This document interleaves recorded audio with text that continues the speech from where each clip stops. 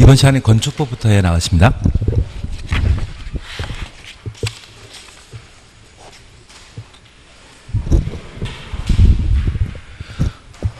(176페이지) 건축법 보시면 제2절 건축법의 적용 범위가 있습니다. 우선 적용 대상물과 관련되어 양가 1번 건축물에 대해서는 개념만 잠깐 보고 지나가십니다. 건축물이란 토지에 정착한 공작물 중에 지붕과 기둥 또는 벽이 있는 것을 말합니다. 그래서 공작물 중에 지붕을 갖추게 되면 건축물이고 지붕 없다고 하면 공작물로 구분하게 됩니다. 그리고 밑에 손가락 표시 있는데 건축법이 배제되는 건축물로서 5가지를 확인해 놓습니다. 우선 2번 보시게 되면 철도나 궤도, 선로 부지에 있는 시설로서 운전 보안 시설 등이 있습니다. 여기 철도, 궤도, 선로 부지는 건물 건축할 수 있는 대지가 아닙니다. 그곳에 지붕 갖춘 건축물이라 할지라도 건축법 적용 대상이 못 됩니다. 3번 고속도로 통행료 징수시설은 톨게이트를 말하는데 대지에 만들어진 것이 아니라 도로 한가운데 만들어져 있습니다. 그리고 5번 하천구역 내 소문 조작실은 흔히 고수부지라는 곳에 만들어져 있는 것으로서 대지에 만들어져 있는 게 아닙니다. 그래서 이러한 3가지는 토지에 대한 기본 정착성이 부족한 것으로 파악하여 건축법을 배제하게 됩니다. 그리고 4번 컨테이너 박스를 이용한 간이 창고 동그라미 놓습니다. 여기 컨테이너를 이용해서 공사 현장에 현장 사무실 등으로도 사용하고 있는데 오직 간이 창고로 사용하는 경우에만 건축법령을 적용하지 않을 수 있습니다.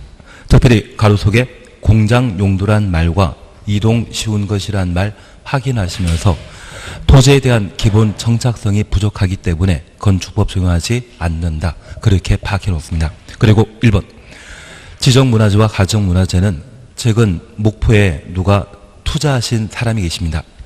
176페이지에 건축법 보시면 됩니다. 그래서 지정문화재나 가정문화재는 지사서 있는 문제로 파악해 주시고 비록 지붕이 있고 정착성이 존재한다 할지라도 건축법을 배제하게 되는데 이 문화재가 만들어지게 되면 부동산 가치가 떨어지게 됩니다. 그래서 건물 소유자가 철거 신고하고 건축법에 따라 없애버려 토지의 가치를 회복하는 시도를 할 수 있는데 그걸 방지하기 위해 문화재보호법을 우선 적용하도록 되어 있습니다. 다만 우리가 하나 딱 기억해 주실 것은 철도, 궤도, 선로 부지에 오송역이나 서울역이라고 하는 역사 건물이 있는데 그 역사 건물을 법에서는 철도시설이라 표현하고 있습니다. 여기 철도시설은 건축법 적용 대상입니다. 그래서 시험에 내겠다고 하면 건축법 적용하지 않는 것 중에 틀린 거 찾으라고 하면 대표적인 것이 철도시설이 될 겁니다. 철도시설은 건축법 적용 대상이다. 그렇게만 구분해 놓습니다.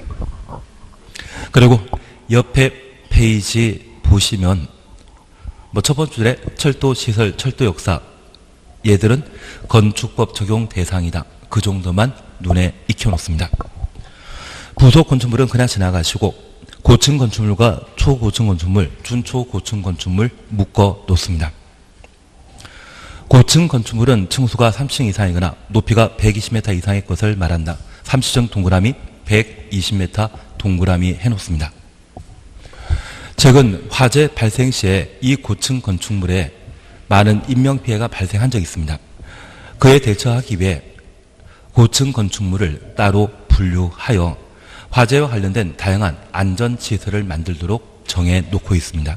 그래서 화재와 관련된 안전을 대비하기 위해 고층 건축물에 관한 개념을 정해놨다라는 것 확인하시고 이 고층 건축물을 초고층 건축물과 준초고층 건축물로 세분하게 되는데 고층 건축물 중에 층수가 50층 이상이거나 높이가 200m 이상의 것은 초고층 건축물입니다. 가운데 곱하기 4하면 30 곱하기 4하면 120, 50 곱하기 4하면 200 나옵니다. 층의 구분이 없는 건축물의 경우는 4m를 한 개 층으로 파악하기 때문에 곱하기 4하면 높이가 나온다는 것만 확인해 놓습니다. 그리고 준초 고층 건축물은 법률 요구상 특정 단어 앞에 준이란 말 붙여주게 되면 뒤에 나오는 단어를 부정하는 개념입니다. 그래서 고층 건축물이지만 초고층 건축물이 아닌 것을 준초 고층 건축물이라 한다. 그렇게 봐놓습니다. 대지에 대해서는 지키십니다. 그리고 한 장 넘기십니다. 박스 바로 밑에 리모델링이라는 말 찾으셨죠? 건축물의 노화를 억제하기 위한 대수선 주쳐놓으시고 줄쳐져 있습니다. 증축 그리고 개축 동그라미 놓습니다. 작년 10월 달에 법을 개정해서 리모델링 개념에 개축을 추가했습니다. 다만 리모델링은 건축법과 주택법에 각각 다루어지게 되는데 주택법상 리모델링은 대수선하거나 증축하는 것을 리모델링이라 하지만 건축법에서는 이 두 가지 개념 외에 개축이 추가된다는 것만 확인해 주시고 만약 재축까지 리모델링이라 표현하면 틀립니다. 그래서 대수선, 증축, 개축 이 세 가지가 건축법상 리모델링으로 파악만 해놓습니다. 그리고 박스가 하나 있습니다. 소음 방지를 위한 경계벽 설치 대상, 경계벽 동그라미 놓습니다.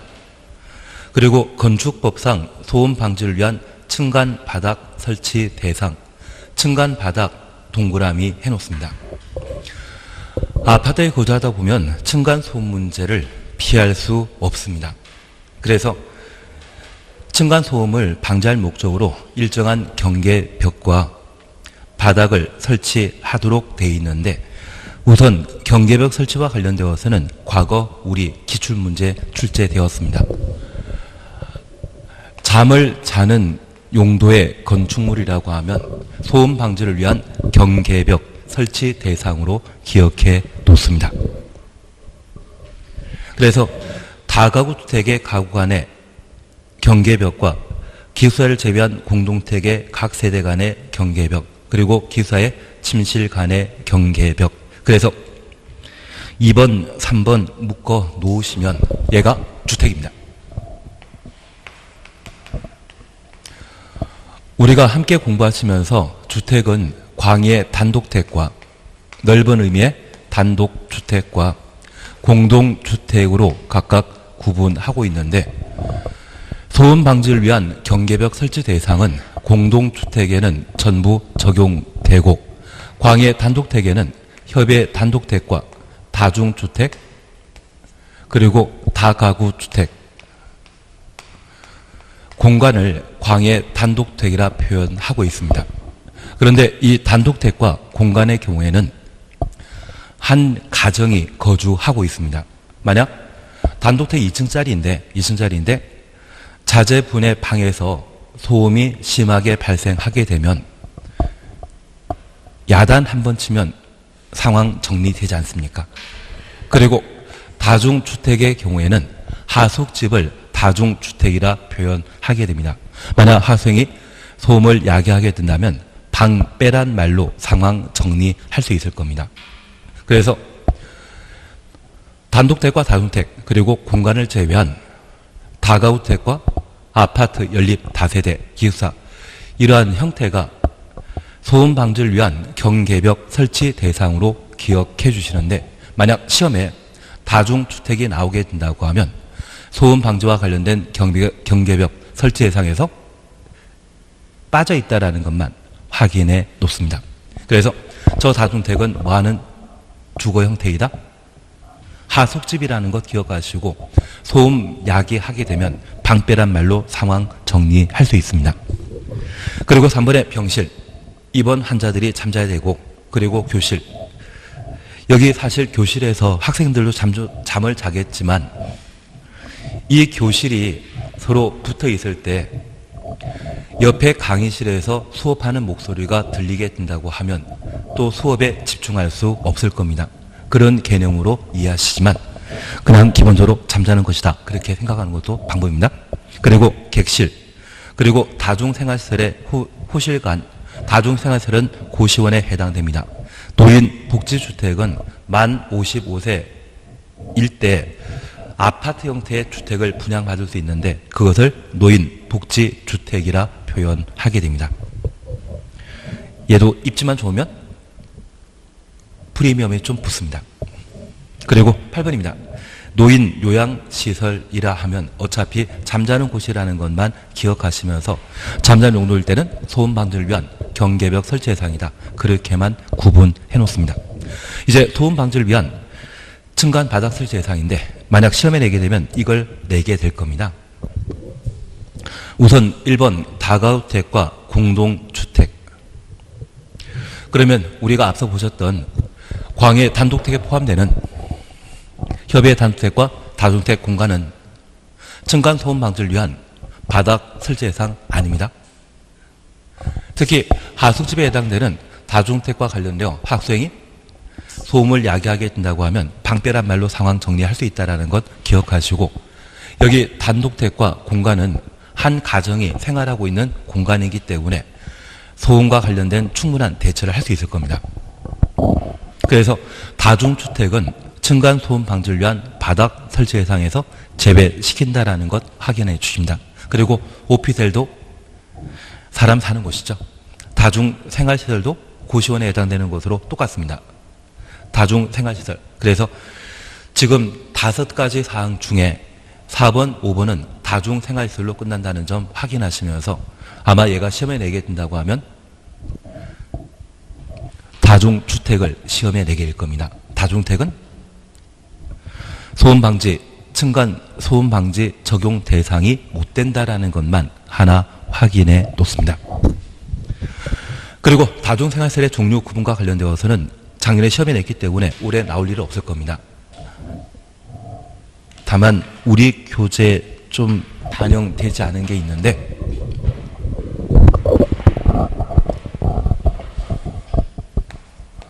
다중이용 건축물과 비교되는 개념으로서 준 다중이용 건축물이 있습니다.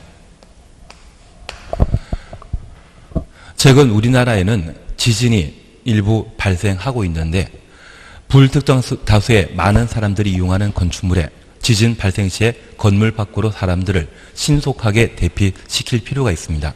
그래서 많은 사람들이 이용한 건축물에 대해서는 방지와 관련된 매뉴얼을 확보할 필요가 있는데 그 적용 대상이 다중이용 건축물과 준다중이용 건축물이 되게 됩니다. 우선 다중이용 건축물과 관련되어 교재 보시니 건축물의 용도와 관계없이 16층 이상의 건축물은 모두 다중이용 건축물이라는 것 확인해 놓습니다. 불특정 다수가 사용하는 건물을 뭐라 한다? 다중이용 건축물입니다. 그리고 바닥 면적합 5,000제곱미터 이상의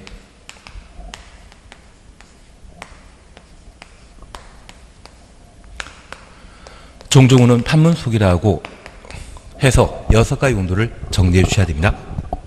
그래서 우리 교재 1번 보시면 동물원, 식물원을 제외한 문화집회시설, 종교시설, 판매시설, 운수시설 중에 여객용 시설, 의료시설 중에 종합병원, 숙박시설 중에 관광 숙박시설, 이 6가지 종류로서 바닥 면적합 5,000 이상은 다중이용 건축물이라는 것 확인해 놓습니다.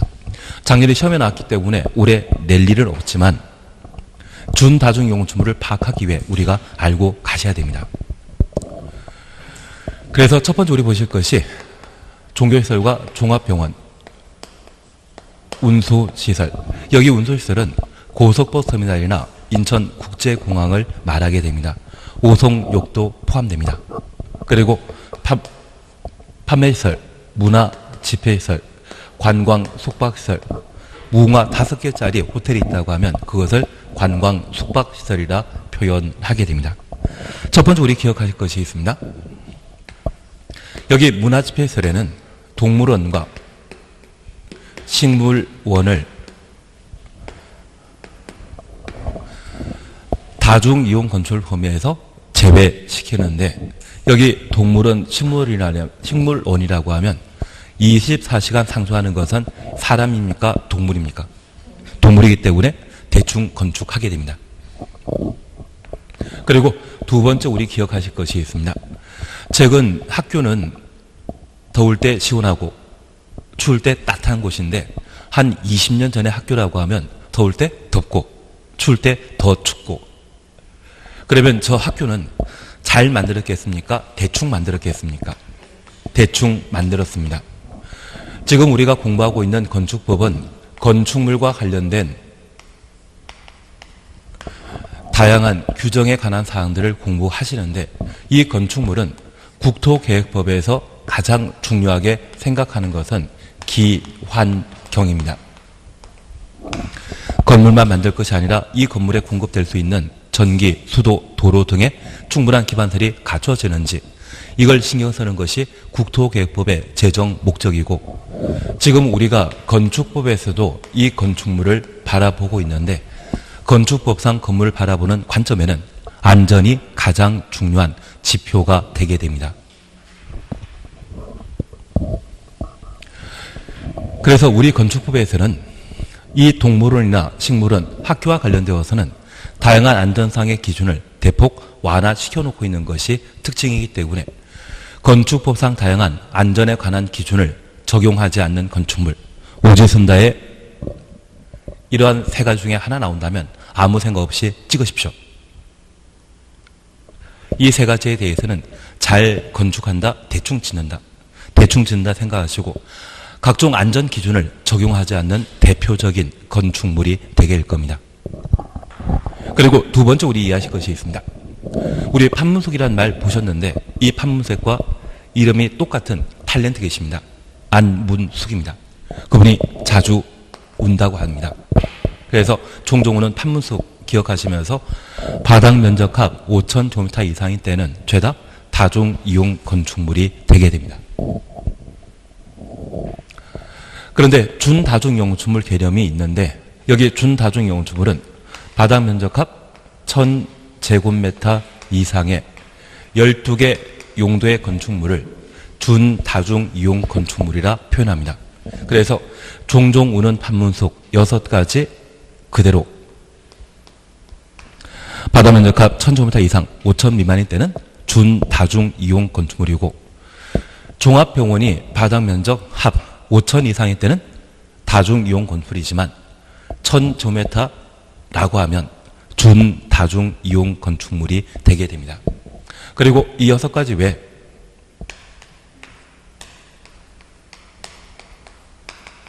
위관장교 노동이란 말을 기억해 주시는 게 필요합니다. 위락설, 관광 휴게시설, 장례시설, 교육 연구시설, 노유자 시설, 그리고 운동시설, 이 6가지 용도로서 바닥 면적합 1,000제곱미터 이상인 때는 준다중이용 건축물인데, 우리 태양의 후예라고 하는 드라마를 보게 되면 주인공이 대위입니다. 그 대위를 우리는 위관장교라 하고 많은 사람들에게 감동 주어 눈물 흘리는 분도 계신다 봅니다. 그래서 노가다를 열심히 했기 때문에 그런 결과가 있었다 생각해 주시면서 위관장교 노동 이 6가지라고 하면 1,000 이상인 때 준다중이용 건축물이 되게 됩니다. 그럼 다시 우리가 잠깐 파악하실 게 있습니다. 만약 우리 주변에 위락설이 있는데 이 위락설이 바닥 면적합 8,000제곱미터라고 하면 얘는 다중이용 건축물이다, 준다중이용 건축물이다. 얘는 준다중이용 건축물이 되는 겁니다. 그래서 위관장교 노동은 1,000 이상이면 10,000제곱미터일지라도 준다중이용 건축물인 반면 종종 오는 판문숙, 종합병원은 1,000 이상, 5,000 미만인 때는 준다중이용 건축물, 5,000 이상일 때는 다중이용 건축물이라는 것 구분해 놓습니다. 그리고 이 위락설이 만약 16층짜리라고 하면 그때는 16층 이상의 건축물은 용도 관계없이 모두 다중이용 건축물이 된다는 것 확인해 놓습니다. 그래서 16층이라는 말 보게 되면 죄다 다중이용 건축물이다. 거기까지만 한번 정리해 주시면, 얘가 작년에 시험에 출제되었기 때문에 그 주변 부분으로 준다중용토불의 출제 가능성도 존재합니다. 그래서 여기까지는 한번 살펴주셔야 됩니다. 그리고 옆에 페이지 보시게 되면 주요 구조부란 말이 있습니다. 여기 주요 구조부는 건축물의 뼈대, 골격을 형성하는 것을 주요 구조부라 하고, 내력벽, 우리 집에 거주하시면서 벽에 못질할 때 못이 튕기는 벽이 있을 겁니다. 그게 내력벽입니다. 이 내력벽은 수직 구조로서 기둥과 똑같은 역할을 하는 벽을 내력벽이라 표현하게 됩니다. 기둥 지금도 보실 수 있고, 지금 우리가 6층 바닥 밟고 있습니다. 이 바닥을 대충 만들었다가는 붕괴되었을 때 큰 인명피해가 발생할 수 있기 때문에 주요 구조부에 포함시키게 됩니다. 우리 대들보라는 개념 들어본 적 있으시죠? 뭐가 대들보 역할 하는 겁니다. 지붕틀, 주계단, 이러한 것들을 중요한 구조라 해서 주요 구조부인 반면, 한 줄 밑에 최하층 바닥이라는 말 찾았습니다. 최하층 바닥은 제외한다. 최하층 바닥은 주요 구조부가 아닙니다. 최하층 바닥 바로 밑은 땅이기 때문에 바닥이 주저앉을 일 없을 겁니다. 그리고 하나만 더 적어 놓습니다.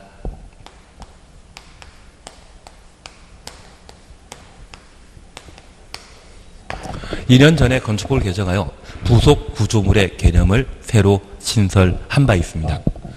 여기 부속 구조물은 환기시설물과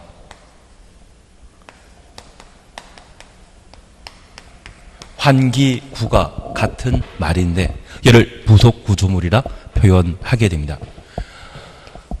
건물 옥상이나 아파트 옥상에는 바람 불면 뺑뺑 돌아가는 환기 설비가 갖춰져 있는데, 이 환기 설비를 설치할 수 있는 것을 환기 시설물 또는 환기구라 표현하게 됩니다. 저 환기구는 주요 구조부 아닙니다. 환기구는 부속 구조물에 해당된다라는 것만 파악해 놓습니다. 아마 시험에 내게 된다고 하면 종전에 주요 구조 아닌 거 찾으라고 했을 때 가장 만만한 게 사익기둥이나 최하층 바닥이었는데, 앞으로 환기시설물이나 환기구라는 말 보게 되면 얘도 주요 구조부가 아니라는 것만 잡아 놓습니다. 실내 건축에 대해서는 제키십니다. 거실 필요 없습니다. 그리고 양가 1번 건축입니다. 나대지에 새로 건물 축조하는 것을 신축이라 하고 1층을 2층 만드는 것을 증축이라며, 종종과 같은 범위 내 다시 축조하는 것을 개축, 재축이라는데, 개축과 관련되어서는 반드시 철거란 말이 나와줘야 됩니다. 철거 동그라미 놓습니다. 재축과 관련되어서는 멸실이란 말이 나왔을 때 멸실 동그라미 놓습니다. 그래서 철거한 이후 종종과 같은 규모 범위 내 다시 축조하게 되면 개축이고, 멸실된 이후 종전 범위 내에서 다시 축조하는 것을 재축이라 한다. 그렇게만 파악해 놓습니다. 한 장 넘기십니다. 이전이란 말 눈으로 확인해 놓습니다. 여기 건축 개념과 관련되어서는 나중에 시험 문제 하나만 풀어보시게 되면 건축과 관련된 문제는 틀릴 일이 없으실 겁니다. 크게 신경 쓰지 않습니다. 그리고 대수선 찾았습니다. 대수는 작년에도 출제된 개념이기 때문에 한번 정리해 주셔야 됩니다. 우선 대수선 개념 잠깐 살펴보겠습니다. 대수선이란 건축의 기둥, 보, 내력벽 등의 구조나 외부 형태를 수선, 변경, 증설하는 것으로서 증축, 개축, 재축에 해당되지 아니하는 것을 말한다. 증축, 개축, 재축에 해당되지 아니하는 것 가로 해놓습니다. 그리고 대수선에 해당되는 것으로 1번부터 9번까지 나오는데 얘는 꼭 안고 가셔야 됩니다.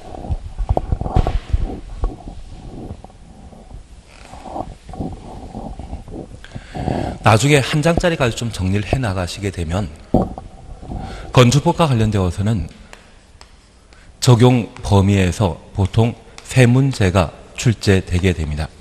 첫 번째는 건축물에 관한 사항으로서 건축물에 대한 개념, 그리고 건축물에 분쟁이 발생했을 때 그 분쟁을 해결하기 위해 어떠한 법령을 적용하게 되는지, 그래서 건축법을 배제하는 건축물에 관한 개념도 정리해 주셔야 될 겁니다. 그리고 건축물의 구성 등에 관한 내용을 함께 살펴보시는데 여기 건축물 구성과 관련되어서는 우리 교재에서는 여러 군데 좀 나뉘어 있지만 건축의 종류를 구분하는 것과 건물 만들어지게 되었을 때 건축물을 구성하는 다양한 요소, 지하층이나 발코니, 주요 구조부, 부속 구조물에 관한 개념을 보셔야 됩니다. 그리고 건물 크기를 크다, 작다 표현하기 위한 건축 면적, 연면적, 높이, 층수에 관한 내용을 보셔야 되는데 여기 구성과 관련되어서는 매년 시험 문제가 출제되게 됩니다. 작년에도 두 문제가 이 파트에서 출제되었기 때문에 얘는 반드시 살펴놔야 됩니다. 그리고 저 건축물과 관련된 행위로서 건축 시험에 나오면 항상 다 맞추십니다. 대수선. 그리고 작년 10월 달에 개정된 리모델링. 그리고 용도 변경. 여기 용도 변경은 29회 때 출제되었는데 올해도 또 출제될 겁니다.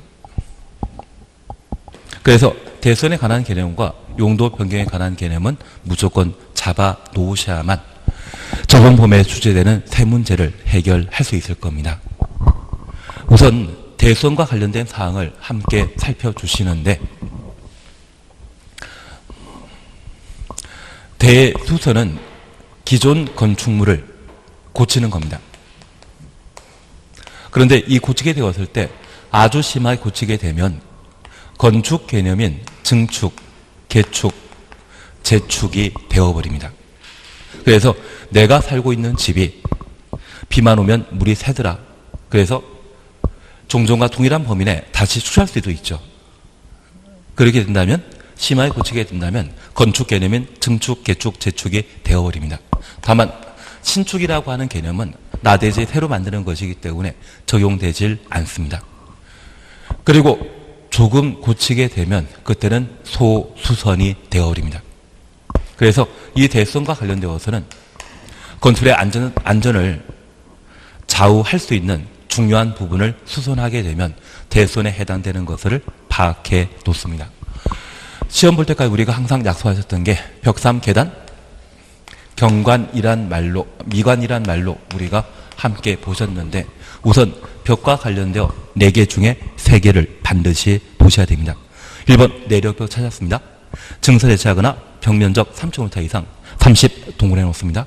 수선 변경하는 것, 수선 변경 추천 놓습니다. 그리고 9번에 건축의 외벽에 사용되는 마감 재료를 외벽에 사용되는 마감 재료 가로 해놓습니다. 증설 해체하거나 벽면적 30제곱미터 이상 수선 변경하는 것 30부터 변경까지 가로 해놓습니다. 그리고 8번에 다가우택, 다세택의 경계벽을 경계벽 동굴해 놓습니다. 증설, 해체, 수선 변경하는 것 5번 방화벽은 그냥 보고 지나가십니다. 그래서 첫 번째 우리 봐주실 것이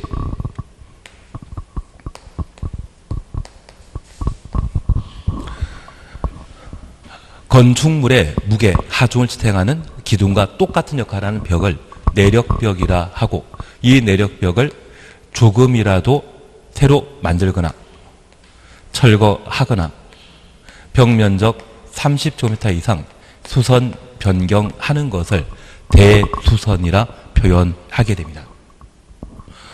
만약 이 내력벽을 조금이라도 고치게 된다고 하면 건축물 안전에 큰 영향을 끼치기 때문에 이러한 행위에 대해서는 모두 대수선으로 표현하고 만약 수선 변경 시에 20제곱미터만 수선하게 되면 그것은 대수선이다 아니다. 아니다. 그것 잡아내시는 게 필요합니다. 그래서 증설 해체와 관련되어서는 면적 관계없이 모두 대수선이지만 수선 변경 시에는 30제곱미터 이상 수선 변경하는 때에만 대수선에 해당된다는 걸 확인해 주셔야 됩니다. 그리고 두 번째 봐주실 것이 외벽 마감 재료입니다.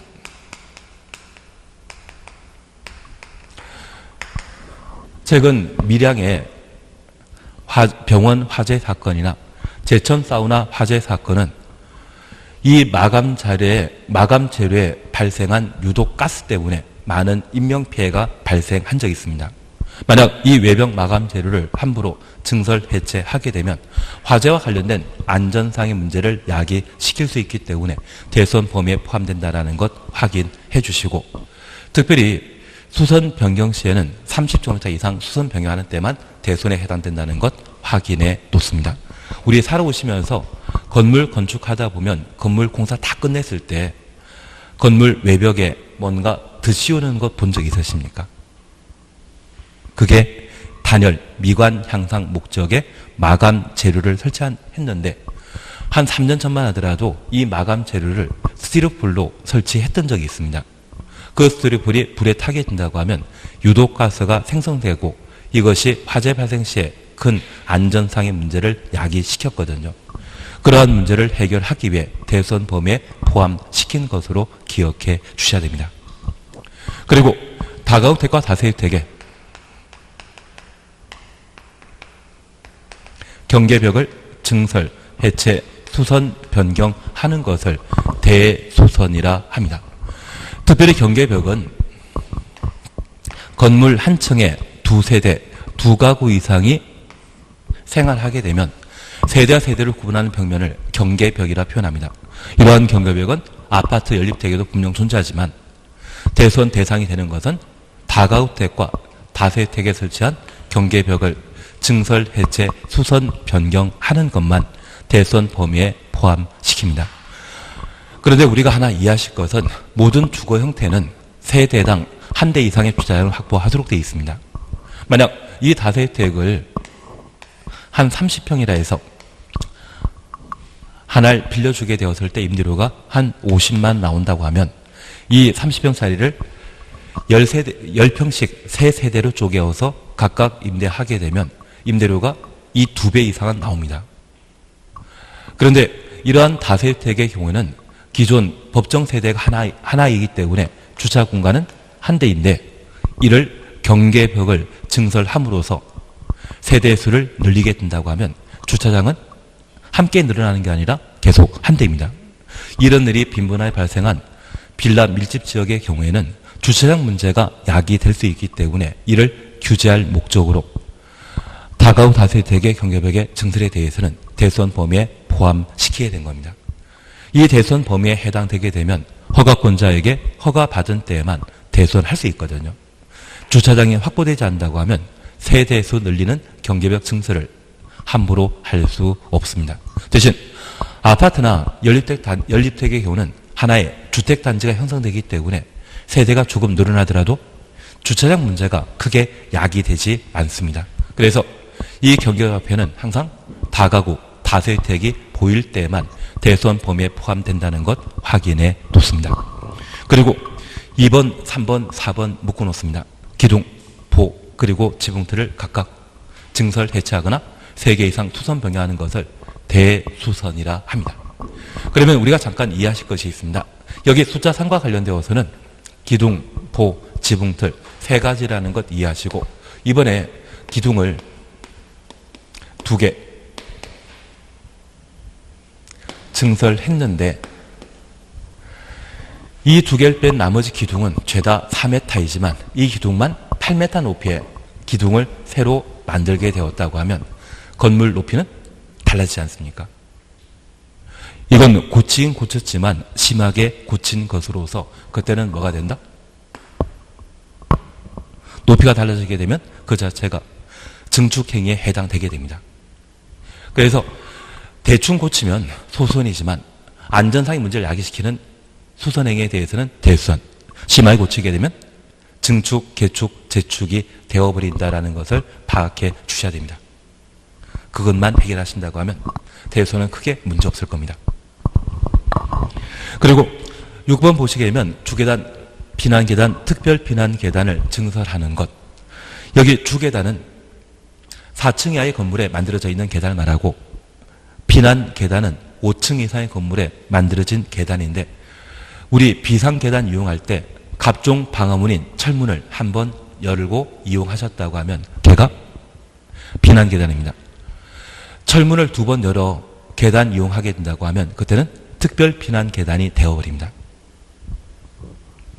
그러면 이런 주계단 등은 화재와 관련된 안전상의 문제가 야기될 수 있기 때문에 함부로 증설하는 것을 통제하고자 대수원 범위에 포함시키게 된 것입니다. 그리고 7번 미관지구란 말 동그라미 해놓습니다. 국토계획법에서는 미관지구란 용어가 없습니다. 경관적으로 바뀌어 있는데 건축법이 국토계획법의 법률 개정을 따라가지 못한 상황입니다. 이 미관지구는 한옥 마을이 미관지구로 지정되게 되는데 그 한옥 마을의 건축물을 외부 형태를 변경하게 되면 한옥에서 양옥으로 바뀐다는 이야기죠. 이러한 행위를 함부로 하지 못하도록 대수원 범위에 포함시키게 됩니다.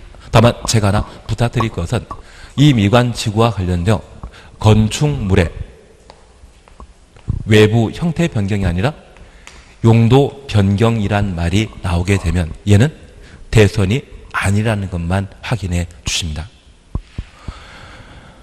한옥이 양옥으로 바뀌는 것을 규제할 뿐 한옥으로 사용하던 건물을 주거용에서 상업용으로 바꾸는 것에 대해서는 허용하게 됩니다.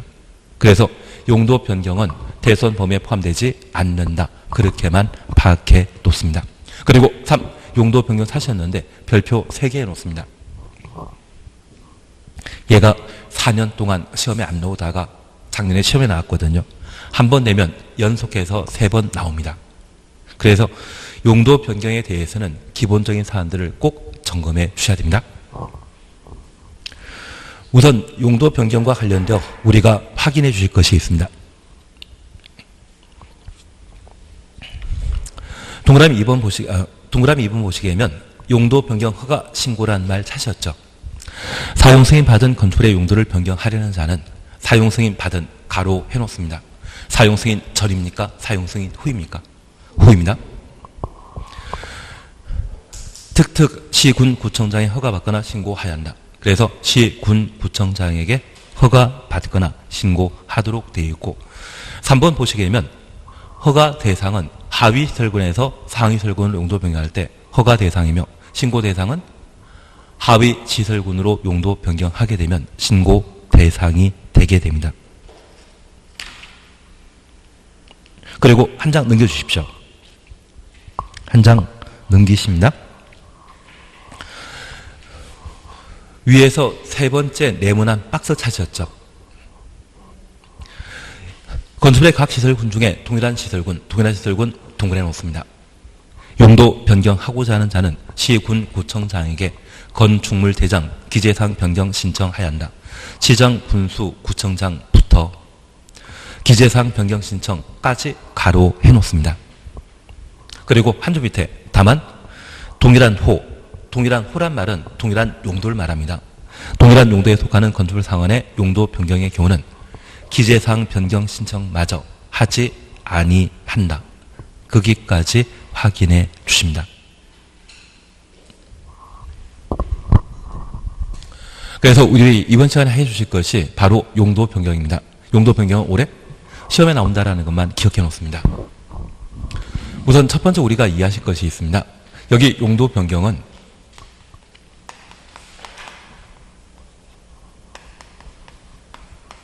건축 허가 받거나 건축 신고하고 신축한 건물은 사용 승인 당시에 건축물의 사용 목적이 결정되게 됩니다. 최초 사용 승인 당시에 건축물의 용도와 달리 다른 목적으로 사용하게 되면 이를 용도 변경이라 하는데 우리가 가끔 등산하시다 보면 등산로 주변의 외관은 단독되지만 식당으로 바꿔 사용하는 건물 보신 적 있으시죠? 그런 건축물이 용도 변경한 건축물이 되게 됩니다. 그러면 우리가 잠깐 이해하실 것이 있습니다. 사실 우리 건축법에서는 건축 허가 받거나 건축 신고하고 공사가 개시되며 그러한 건축 공사가 모두 완료되게 되면 사용 승인 받아 완공한 건축물이 건축법에 따라 만들어졌는지 확인하고 이용하게 됩니다. 그러면 이 건축 허가를 내줬던 허가권자가 허가받은 대로 공사 이루어졌는지 확인하는 사용 승인권자가 되게 되는데 이 과정을 공사중이라 표현합니다. 건축중이라 표현합니다. 건축중의 관할 관청은 허가권자라는 것 이해해 주셔야 됩니다. 그리고 우리가 민법과 등기법 공부하시면서 신축한 건물에 대한 재산권을 행사하기 위해서는 소유권 보존 등기가 필요한데 그 소유권 보존 등기하기 위해서는 반드시 갖출 서류가 건축물 대장이 되게 됩니다. 이 사용 승인 받은 건축물의 경우에는 시, 군, 구청장이 사용 승인 이후 즉시 건축물 대장을 작성하여 시, 군구에 비치 보관하게 되는데 우리 세종시의 경우는 세종시장이 작성하고 비치 보관하게 됩니다. 그래서 저 사용 승인 받은 이후부터 해당 건물이 멸실될 때까지를 흔히 사용 중이라 하고 건축부에서는 유지 관리라 표현하게 됩니다. 그러면 이번에 용도 변경은 공사 중에 발생하는 것입니까? 사용 중에 발생하는 것입니까? 사용 중에 발생하게 된다고 하면 공사 중에 문제라고 하면 허가권자 관할 관청이겠지만 사용 승인 이후 사용 중에 발생한 문제라고 하면 건축물 대장을 작성하고 관장하고 있는 시군구청장이 관할 관청이 되게 됩니다. 그래서 용도 변경과 관련된 관할 관청은 누구이다? 시군구청장입니다. 만약 허가권자가 용도 변경에 관할 관청이라고 하면 틀립니다. 허가권자는 시군구청장 외 특별시장, 광역시장이 추가되는 겁니다. 허가권자는 특광, 시군구청장이라는 것 기억해 주시고 건축물 대장과 관련된 관할 관청은 누구이다? 시군구청장이 되게 됩니다. 그러면 시군구청장에게 상위시설로 용도 변경하게 되면 허가, 하위시설로 용도 변경하게 되면 신고. 그러면 이 허가 대상과 신고 대상은 서로 시설군이 달랐을 때 허가 대상과 신고 대상을 분류할 수 있고 특별히 같은 시설군이라면 용도 변경 시에 허가 신고 대상 아닙니다. 그리고 저 같은 시설군 중에 서로 다른 용도인 경우와 같은 용도 안에 용도를 변경할 수 있습니다.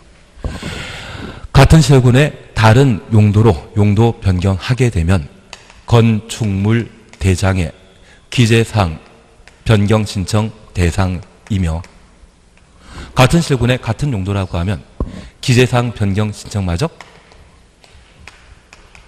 생략하고 자유롭게 할 수 있는 것이 특징입니다. 그러면 우리 하나 파악해 주실 것이 있습니다. 여기 시설군이 같다 다르다를 파악하기 위해 181페이지 보시면 시설군 9가지를 우리가 볼 수 있습니다. 자동차 관련 시설군, 산업동의 시설군, 전기 통신 시설군, 문화 집회 시설군, 영업 시설군, 교육 복지 시설군, 근린 생활 시설군, 주거 업무 시설군, 그 밖의 시설군을 기타라고 바꿔놓으시고 기타 시설군이라 해놓습니다. 그러면 여기 시설군과 관련된 사항으로 우리는 9가지를 정리할 수 있는데 자산 전문 연교 건축이란 말을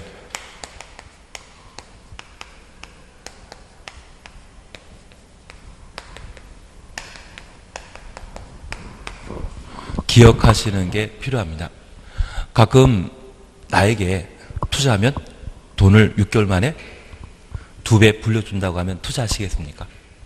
6개월에 2배 나오면 노하우만 전수해달라고 이야기하십시오. 투자라는 이야기 말고.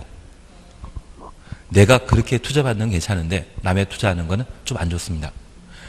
그래서 최근에 동해안에 보물선이라 해서 러시아 함선에서 뭐 금화 나온다고 해서 투자하라고 했는데 그게 사기라는 게 밝혀진 이후에도 경북 쪽에 폐금광이 이번에 금맥이 발견되었다 해서 또 투자하라고 작업하는 사람들이 있다고 합니다. 그 사람 다 똑같은 사람들이거든요. 웬만하면 투자하는 건 아닙니다. 그래서 가끔 금융기관에서 돈 불려준다고 영업 광고하는 경우가 있는데 그런 금융기관에는 자산 전문 영업팀이 있습니다. 그리고 그 팀원에게 어떻게 하면 고객 설득할 수 있는지 노하우를 전수해 주는 교육을 실시하고 교육 감당하고 있는 강사가 근죽입니다. 그래서 자산 전문 연교 근죽이란 말 기억해 놓습니다. 이쪽에 해당되게 되면 건축 안전 기준이 높은 것으로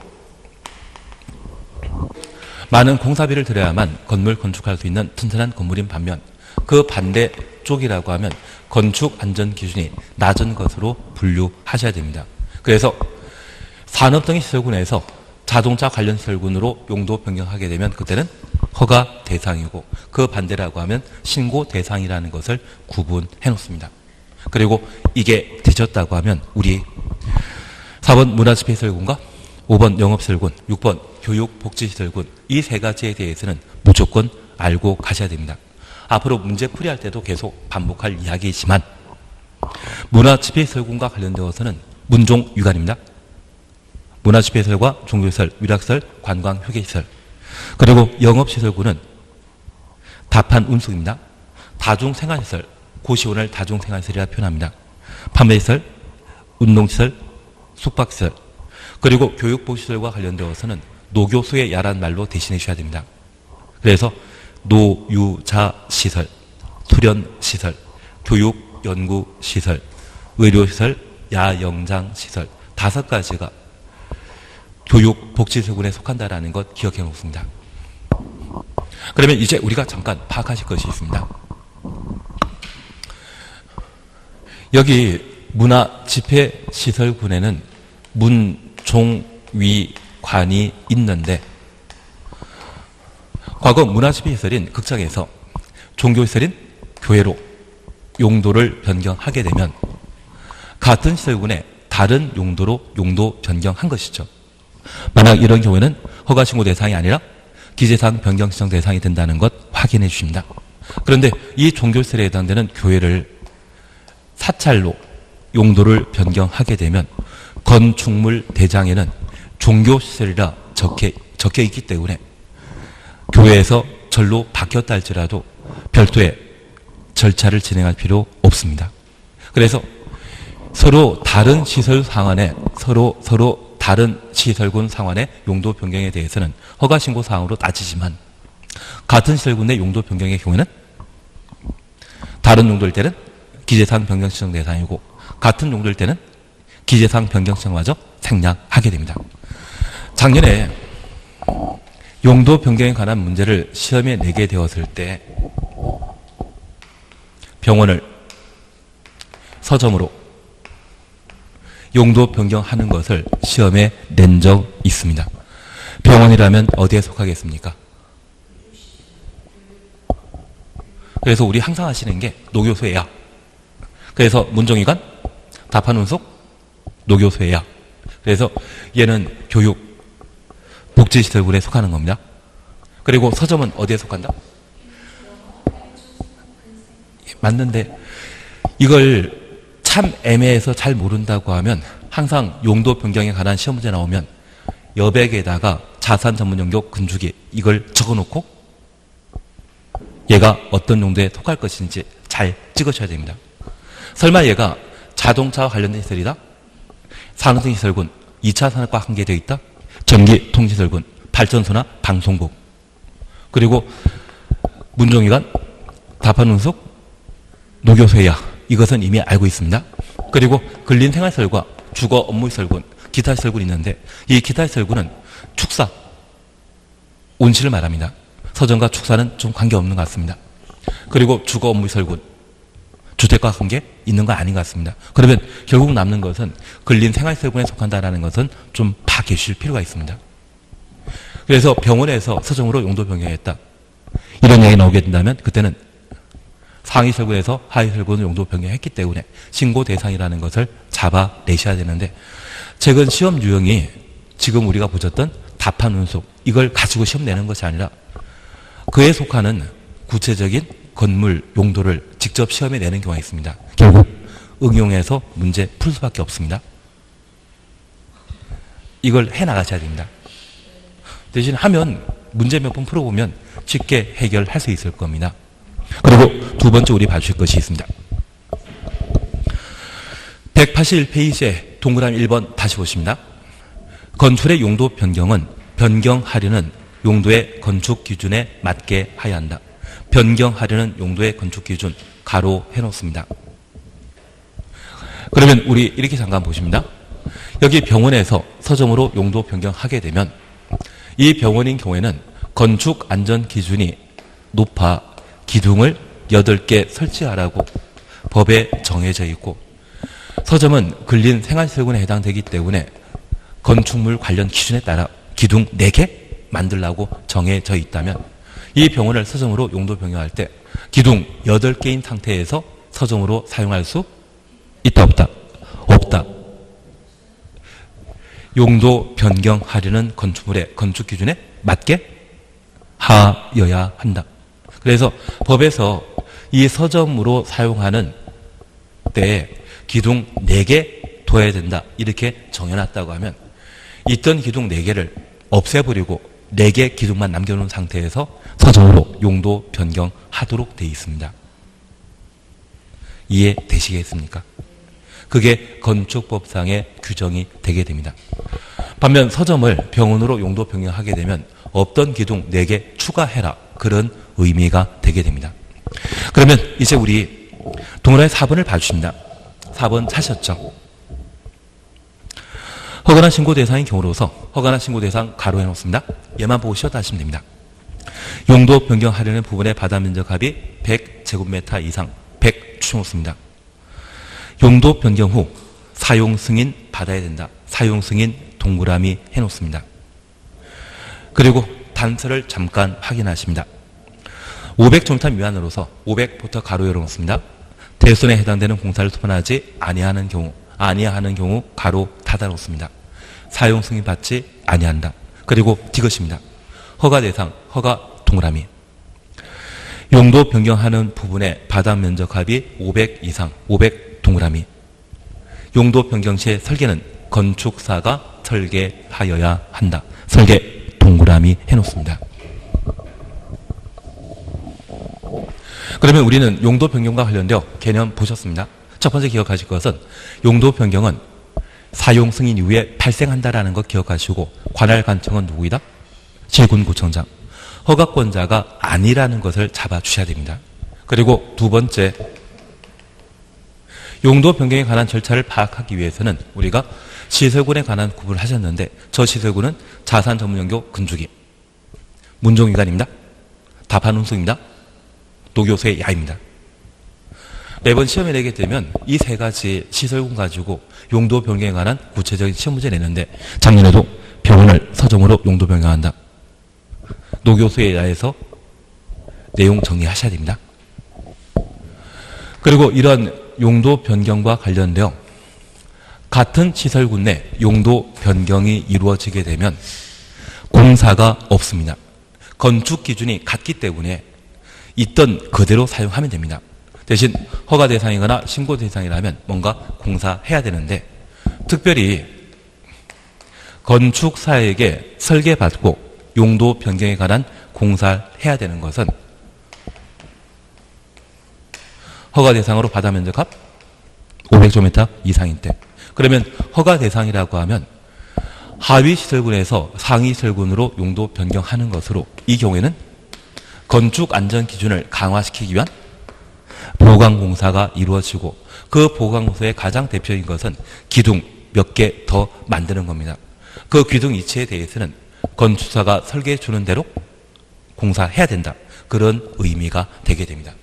반면 사용 승인은 건축 법령에 적합하게 공사가 이루어졌는지 확인하는 절차로서 보강공사가 이루어졌던 허가 대상과 뭔가 철거하는, 제거하는 공사가 이루어졌던 신고 대상인 경우로서 바닥 면적합 100제곱미터 이상인 때 사용 승인 대상이 되게 됩니다.